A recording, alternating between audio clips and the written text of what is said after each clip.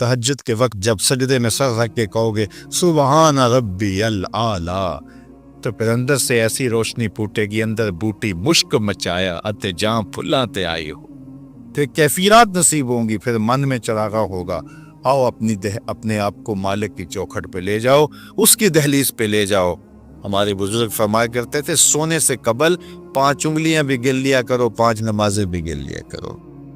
और अगर तहज्जुद नसीब हो जाए, कितने खुश नसीब हैं वो लोग जो सहरी का उठना पा लेते हैं। एक रिवायत में आता जब सहरी के लम्हे होते हैं तो शौहर उठता है और अपनी बीवी को भी झंझोड़ता है, लेकिन नींद के गलबे की वजह से वो उठ नहीं पाती। खैर ये चला जाता है, वुजू करता है, वापस आते हुए चुल्लू में थोड़ा सा पानी लिए आता है और अपनी बीवी के ऊपर छिड़क देता है, तो वो भी उठ जाती है और ये मुसल्ला बिछा के नमाज पढ़ने लग जाता है। अल्लाह के हुजूर सजदा रेज़ियाँ करता है और वो भी जल्दी से वुजू करके उस मुसल्ले के साथ मुसल्ला बिछा के खातून भी नमाज पढ़ने लग जाती है। तहज्जुद के सजदे हैं, सहरी के लम्हे हैं, रात की तारीकियां हैं, कोई देखने वाला नहीं है। 2 मुसल्ले बिछे हैं, एक पे शौहर खड़ा है, एक मुसल्ले पे बीवी खड़ी है। रब की दहलीज का नौकर और उसकी चौखट की बादी दोनों सजदा रेज। हदीस में आता है जब ये सजदे कर रहे होते हैं अल्लाह देख के मुस्करा रहा होता है, अपनी शान के मुताबिक मुस्करा रहा होता है कि देखो मेरा बंदा और मेरी बंदी मेरे लिए सजदे कर रहे हैं। फिर कितनी रहमतें बरसती हैं, कितनी करम नवाजियां होती हैं। जरा अपनी सहरियों का आगाज सजदों से करो, फिर आपको किसी बाबे के पास नहीं जाना पड़ेगा कि जिन आ गया, भूत आ गया, हमारे घर में साया हो गया, बदरूहों का असर हो गया, किसी ने तावीज़ डाल दिए, जादू कर दिया, टूना कर दिया।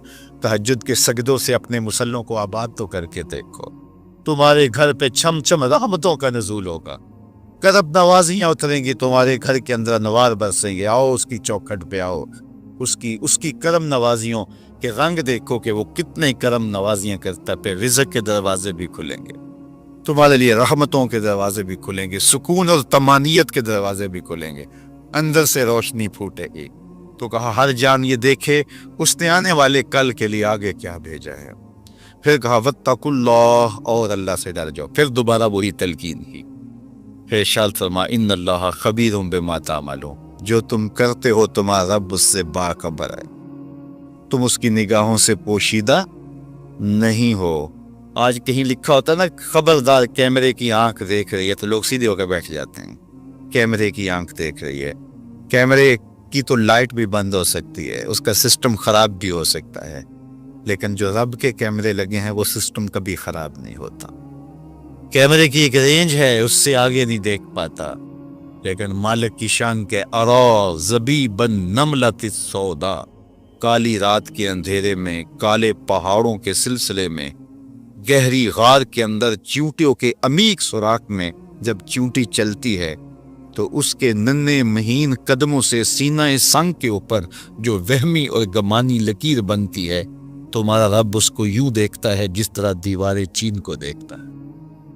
उसकी नज़रों से क्या हमारी खलवतें पोशीदा हैं, हमारे आमाल पोशीदा हैं, क्या उसकी नज़रों से हमारे ख्याल पोशीदा हैं। दरवाज़ा मुकफ़्फ़ल करके अगर हम गुनाह करेंगे तो क्या मालिक से पोशीदा होंगे? लोगों से तो पोशीदा है, लेकिन मालिक से पोशीदा नहीं है। ये यकीदा जम जाए तो बंद कोठरी में भी जुर्म नहीं हो सकता। आप देखते नहीं हैं कि जब दरवाजे मुकफ़्फ़ल करके बुत के ऊपर भी मोटा खेस डाल के जुलेखा बोली है तलक यूसुफ अब तो आ जाओ, अब तो कोई नहीं देख रहा, तो जनाब यूसुफ ने कहा काला माज़ल्लाह, मैं अल्लाह की पनाह में आता हूँ। तू अपने इस बेजान बुत और मुजस्मे से भी हया करती है और इसके ऊपर भी जो देख नहीं सकता पर्दा डाल लिया है, और मैं उससे हया न करूं जो 7वीं कोठरी में भी देखता है। फिर इतनी रोशनियां बरसती हैं कि गुनाह का तसव्वुर भी मुहाल होता है, और यूसुफ भागते हैं तो अल्लाह दरवाजे को शादा करता चला जाता है।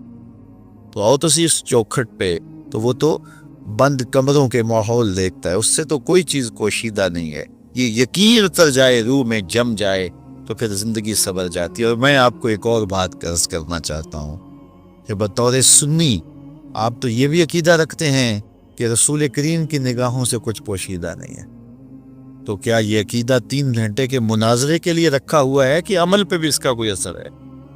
اگر عمل پہ کوئی اثر ہے تو پھر بند خلوت کدے میں بھی جرم کرتے شرم آئے کہ رسول اللہ کی نگاہوں سے تو کچھ پوشیدہ نہیں ہے، پھر ہماری خلوتیں جو ہے وہ پاک ہو جائیں، ہماری جلوتیں پاک ہو جائیں، ہم رسول اللہ کی نگاہوں سے بھی پوشیدہ نہیں رہ سکتے۔ ان کی نگاہیں دوربین بھی دیکھتی ہیں، ہمارے رب کی نگاہیں بھی دیکھتی ہیں، حضور اللہ کی عطا سے دیکھتے ہیں۔ تو جب یہ عقیدے جم جائیں گے، روح میں اتر جائیں گے، تو زندگی میں نظم پیدا ہو جائے گا۔ جہاں کوئی سیکورٹی نہیں پہنچتی، کوئی عقیدہ نہیں پہنچتا، کوئی جو ہے وہ کیمرہ نہیں پہنچتا، وہاں یہ عقیدہ پہنچتا ہے، ان اللہ خبیر بما تعملون، جو تم کرتے ہو تمہارا رب اس سے باخبر ہے۔ اللہ تعالیٰ جل شانہ نے اس شخص کی کہانی کو بیان کیا ہے جو قیامت کے دن جہنم کی طرف جا رہا ہوگا۔ کچھ لوگ اسے پوچھیں گے ما سلککم فی سقر، کہ تم جہنم میں کیوں جا رہے ہو؟ تو وہ جواب میں کہے گا لم نک من المصلین، کہ ہم نماز نہیں پڑھا کرتے تھے۔ آج جہنم میں جانے کا سبب نماز نہ پڑھنا ہے۔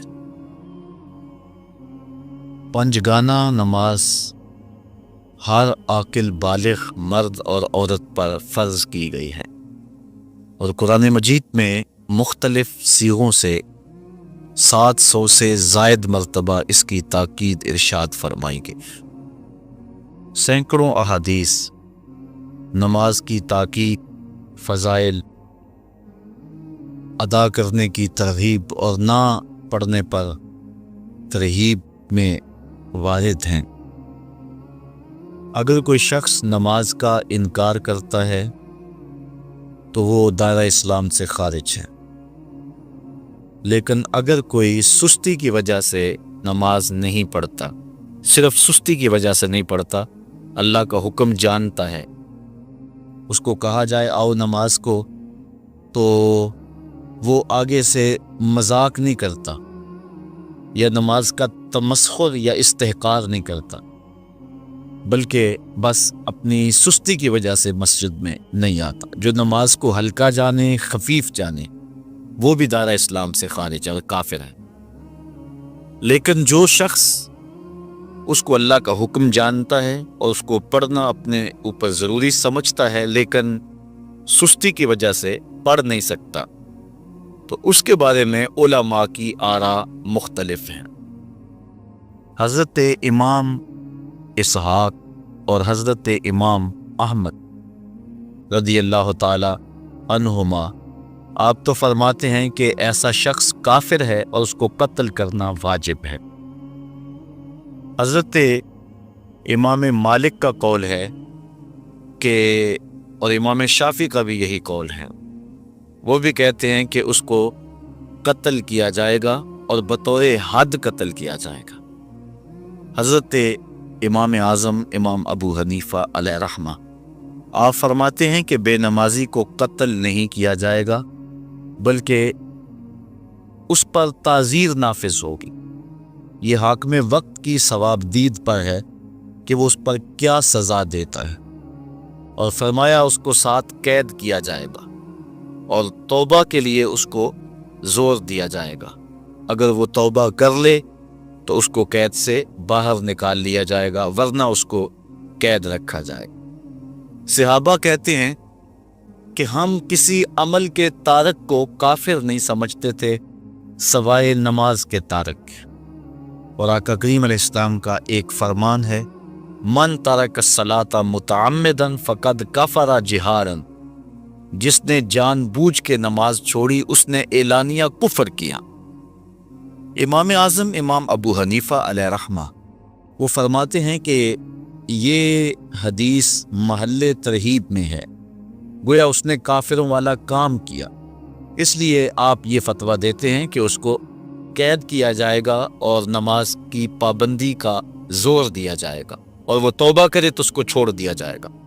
لیکن باقی ائمہ بعض کہتے ہیں اس کو حداً قتل کیا جائے، اور امام اسحاق اور امام احمد کہتے ہیں اس کو قتل کرنا واجب ہے۔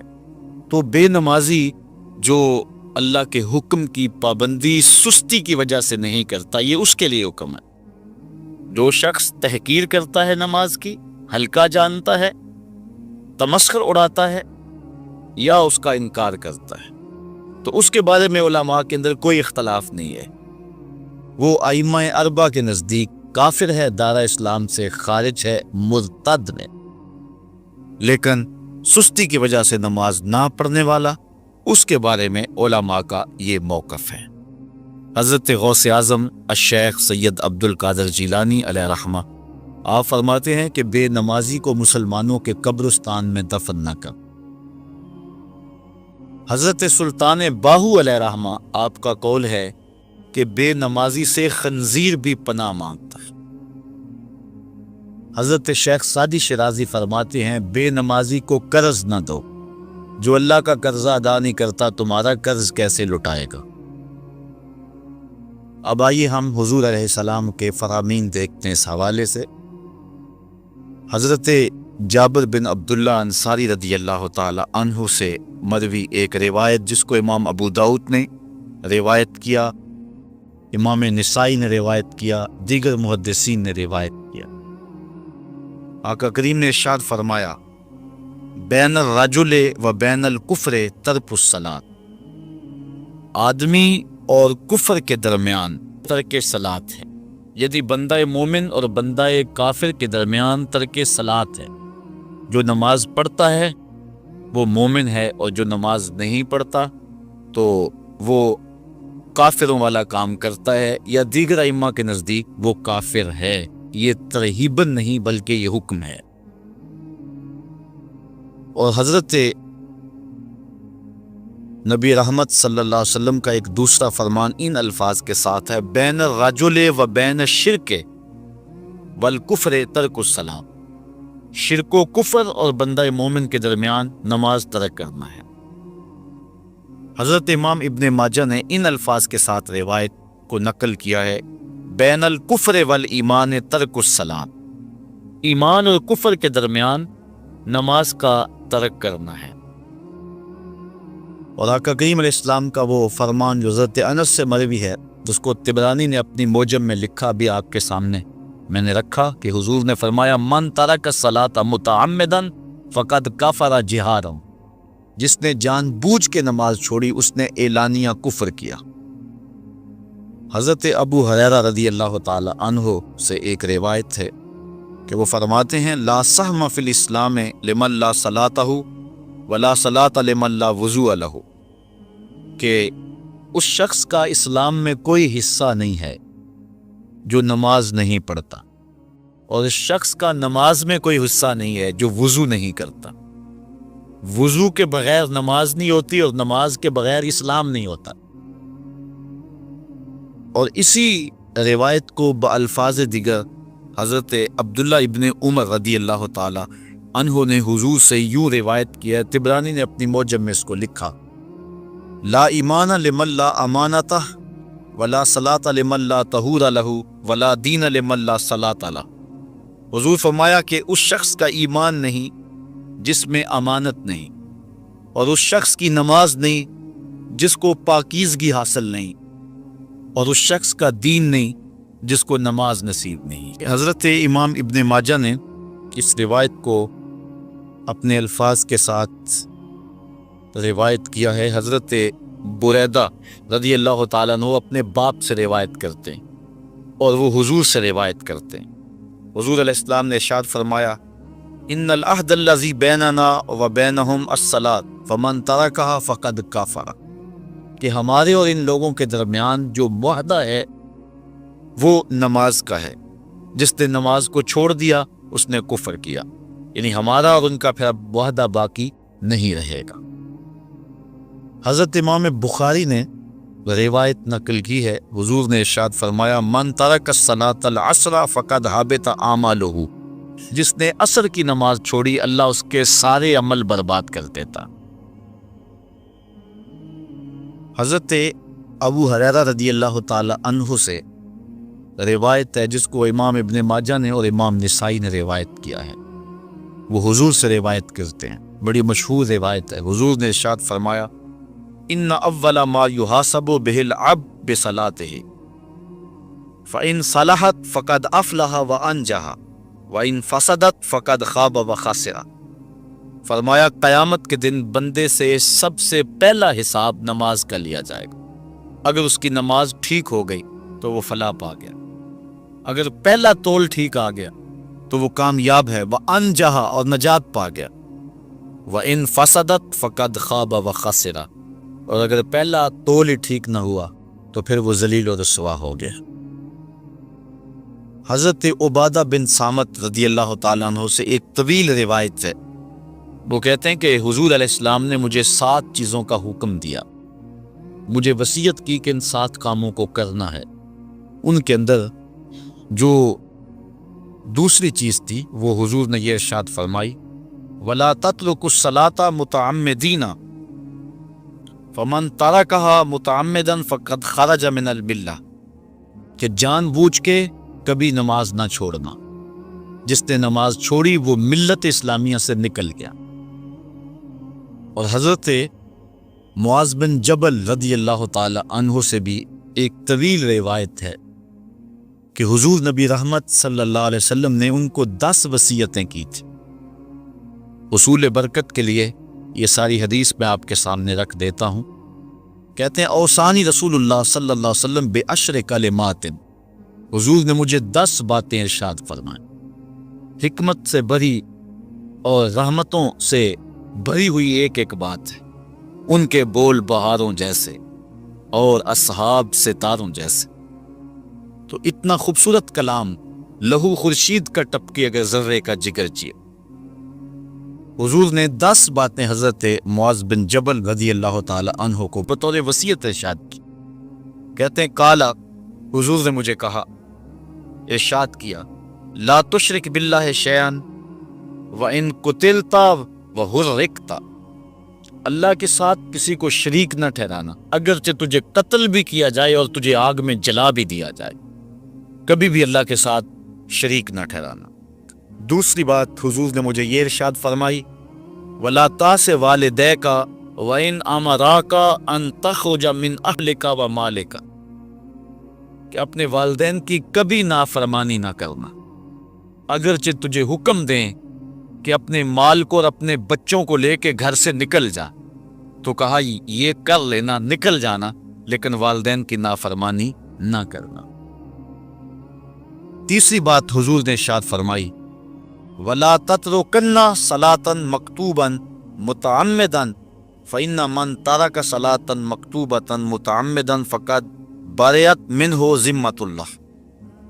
فرمایا اے معاذ بن جبل، فرض نماز جان بوجھ کر کبھی بھی نہ چھوڑنا، زندگی میں کبھی نہ ہو کہ تجھ سے فرض نماز چھوٹے، اس لیے کہ جس نے فرض نماز جان بوجھ کے چھوڑ دی، اللہ اس کے رسول نے اس سے اپنا ذمہ اٹھا لیا۔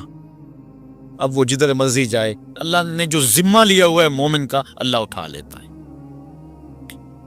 چوتھی چیز حضور نے جو ارشاد فرمائی، وَلَا تَشْرِبَنَّ خَمْرًا فَإِنَّهُ رَأْسُ كُلِّ فَاحِشَةٍ، اے معاذ بن جبل، زندگی میں کبھی بھی شراب نہ پینا، ہر بے حیائی کی جڑ ہے اور بنیاد ہے شراب۔ پانچویں چیز کہتے ہیں حضور نے جو مجھے ارشاد فرمائی وہ یہ تھی، وَإِيَّاكَ وَالْمَعْصِيَةَ فَإِنَّ بِالْمَعْصِيَةِ حَلَّ سَخَطُ اللَّهِ، کہا کبھی اللہ کی نافرمانی نہ کرنا، اللہ کی نافرمانی سے اللہ کی ناراضگی مول لینے والی بات ہے، اللہ تعالیٰ کی معصیت سے اس کی ناراضگی جائز ہو جاتی ہے، حلال ہو جاتی ہے۔ اور چھٹی چیز کہتے ہیں حضور نے یوں ارشاد فرمائی، وَإِيَّاكَ وَالْفِرَارَ مِنَ الزَّحْفِ وَإِنْ هَلَكَ النَّاسِ، کہا جب محاذ پہ ڈٹا ہونا تو کبھی پیٹھ نہ پھیرنا، اگرچہ لاشیں جو ہیں وہ گر رہی ہوں اور لوگ ہلاک ہو رہے ہوں، سارے لشکر کے ہلاک ہو جانے کا ڈر بھی ہو، لیکن کہا معاذ بن جبل میں تمہیں وصیت کرتا ہوں کبھی پیٹ پھیر کے بھاگنا نہیں ہے۔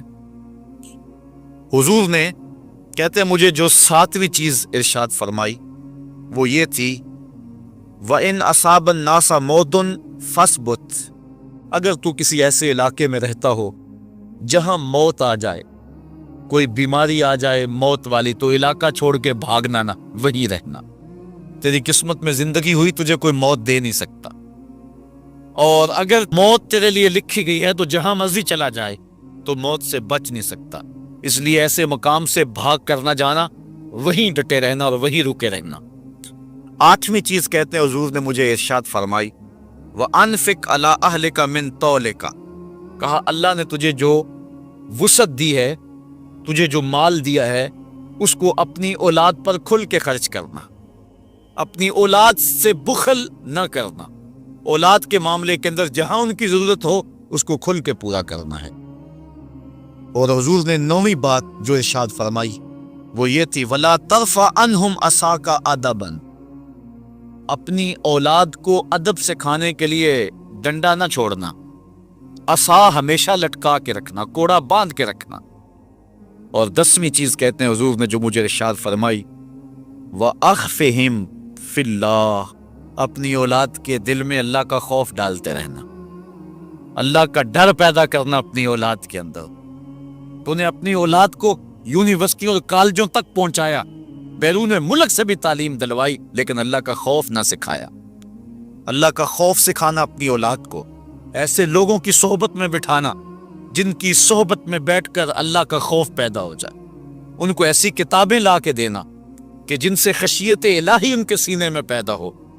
اگر تو نے سب کچھ دے دیا، عالی نسب بنگلے دے دی اپنی اولاد کو، تو نے جو ہے وہ بہت اچھی تعلیم دلوا دی اپنی اولاد کو، دنیاوی سوسائٹی کے اندر ان کا وقار بہت بلند ہو گیا، تو نے سب کچھ دے دیا اپنی اولاد کو، اللہ کا خوف نہیں دیا تو کچھ بھی نہیں دیا۔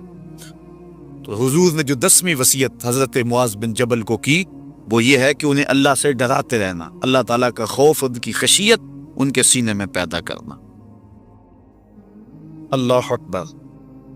حضور کا ایک اور فرمان سنیے، حضور نے فرمایا کہ جو شخص نماز چھوڑتا ہے، ایک طویل حدیث ہے جس کا یہ حصہ ہے، وَكَانَ يَوْمَ الْقِيَامَةِ مَعَ قَارُونَ وَفِرْعَوْنَ وَحَامَانَ وَأُبَيِّ بْنِ خَلَف، جو نماز ترک کرتا ہے قیامت کے دن قارون کے ساتھ، فرعون کے ساتھ، حامان کے ساتھ اور ابی ابن خلف کے ساتھ کھڑا کر دیا جائے گا۔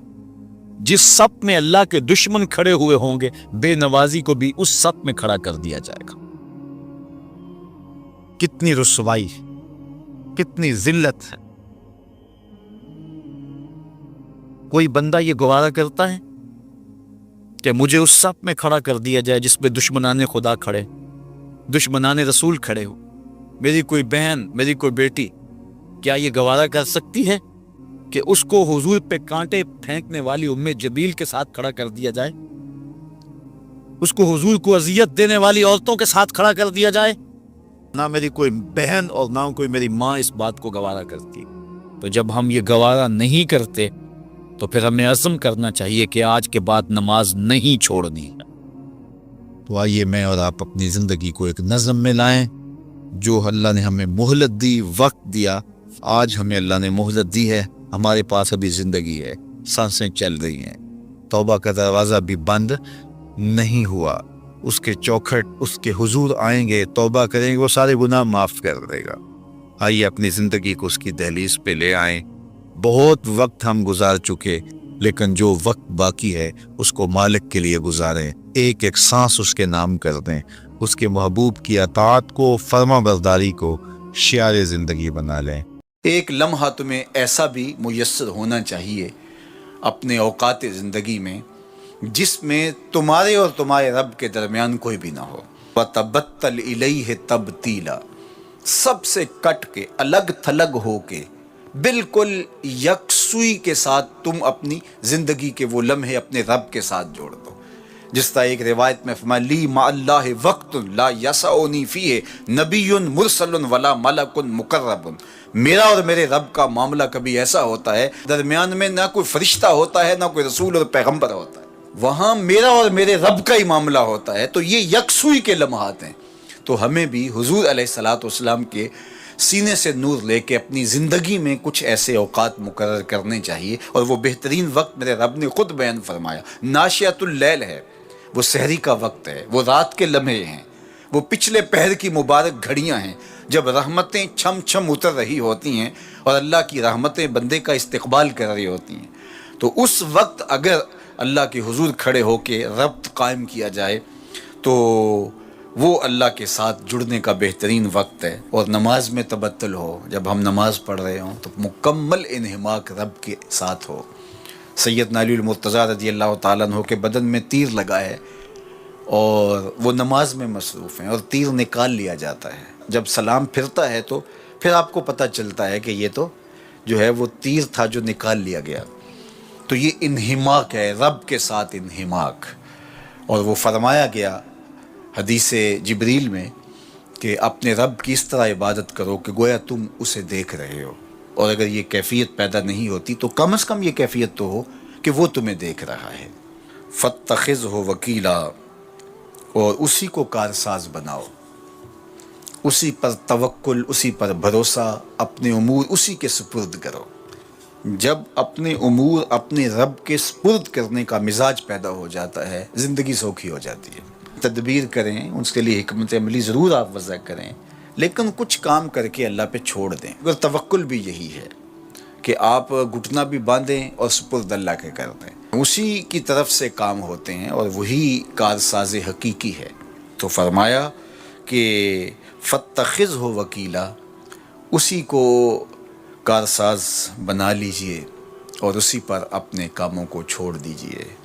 جو کشتیاں اس کے نام پر ڈال دی گئیں وہ ڈوبتی نہیں ہیں، وہ منزل تک، ساحل تک پہنچتی ہیں. تو ہمارا تو اتنا ہی کام ہے کہ کشتی ڈال دی، لیکن اس کو پار لگانا تو اسی کا کام ہے. تو اسی لیے ہم سواری پر بیٹھتے ہوئے کہتے ہیں کہ مالک اس کو مسخر تو نے ہی کیا ہے ہمارے لیے، ہمارے میں طاقت تو نہیں تھی کہ اس کو مسخر کر سکتے. تو یہ اس کے کرم سے ہوتا ہے. تو وہ اگر چاہے تو کوئی مشکل نہیں ہوتی. تو اس لیے اپنے کاموں کا کارساز اسی کو بنایا جائے. ایک بزرگ تھے، وہ دریا کنارے وضو کر رہے تھے. ایک بچھو تھا جو ایک لکڑی پر تیرتا ہوا، کبھی پانی کے ہچکولوں سے وہ ڈوبتا بھی اور کبھی لکڑی کو تھام لیتا. یوں پانی کے بہاؤ پہ جا رہا تھا تو ان بزرگوں نے دیکھا تو ہاتھ ڈال کر کے اس کو نکالنا چاہا. تو اس نے اپنی فطرت کے مطابق ان کے ہاتھ پہ ڈنگ مار دیا. درد کی شدت سے ہاتھ جھٹکا تو وہ گر گیا. تو پھر ڈوبنے لگا تو پھر پکڑا اور پھر اس نے ڈنگ لگا دیا. 7 مرتبہ اس نے ڈنگ مارا اور آپ اس کو نکال کے 8ویں مرتبہ باہر نکالنے کی کوشش کر رہے ہیں. تو مرید نے کہا جو پاس بیٹھا تھا، حضرت یہ بار بار آپ کو ڈنگ مارتا ہے اور آپ اس کو نکالنے کے لیے کوشاں ہیں. فرمایا وہ اپنی بری فطرت سے باز نہیں آتا، میں اپنی اچھی عادت سے باز کیسے آ جاؤں. تو لوگوں کے ساتھ رویہ اچھا رکھے، وہ جو بھی رویہ رکھے. ہم کہتے ہیں کوئی اینٹ اٹھائے گا تو ہم آگے سے پتھر اٹھائیں گے، تو یہ کیا کمال ہوا. لوگ کہتے ہیں تم 1 قدم پیچھے ہٹو گے، میں 10 قدم پیچھے ہٹوں گا، تو یہ کیا کمال ہوا. تم کہو میاں تم جتنے مرضی قدم پیچھے ہٹو، میں بھاگ کے تمہارا دامن پکڑ لوں گا، تمہیں جانے نہیں دوں گا. ایک دن تجھ کو بھی جیت لوں گا محبت کے زور پہ. ہم کہتے ہیں کہ فلاں میرے ساتھ اچھا سلوک کرتا ہے تو میں بھی اچھا کرتا ہوں، فلاں کا سلوک میرے ساتھ اچھا نہیں ہے تو ٹھیک ہے، جس طرح وہ چلتا ہے میں بھی اسی طرح چل رہا ہوں. یہ تو پھر برابری ہوئی. اگر کوئی برائی کے ساتھ معاملت کرتا ہے تو آپ بھی اس کے ساتھ ایسے ہی کرتے ہیں، تو برائی میں برابر ہے.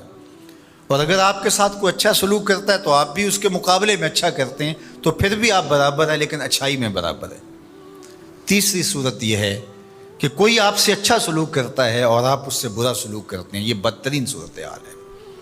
اور سب سے بہتر صورت کیا ہے کہ کسی کا رویہ تلخ بھی ہو، کسی کا انداز نامناسب بھی ہو، کوئی آپ کے ساتھ برا سلوک بھی کرتا ہو لیکن آپ اس کے ساتھ اچھا سلوک کرتے ہیں. خون کا رشتہ ہے، دودھ کا رشتہ ہے، وطن کا رشتہ ہے، ہمسائیگی کا رشتہ ہے، آپ کے ساتھ اس کی تعلق داری ہے، آپ کے آباء و اجداد کی آپس کے اندر سانجھ تھی اور آپ اس کو نبھا رہے ہیں. تو یہ ہے بہترین رویہ کہ کسی کا کوئی بھی رویہ ہو آپ اس کے ساتھ اچھا رویہ اختیار کرتے ہیں. حضرت عقبہ بن عامر رضی اللہ تعالی عنہ کو حضور نے ارشاد فرمایا تھا، سل من قطعک واعط من حرمک واعف عن من ظلمک.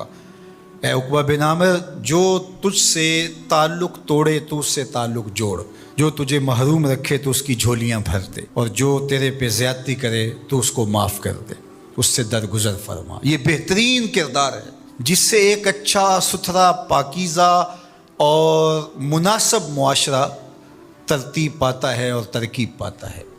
تو میرے اور آپ کے آقا و مولا نے ہمیں یہ تلقین کی، بلکہ فرمایا جو یہ چاہتا ہے کہ اس کی عمر میں برکت ہو اور رزق میں اضافہ ہو وہ رشتہ داروں کے ساتھ سلوک اچھا کرے.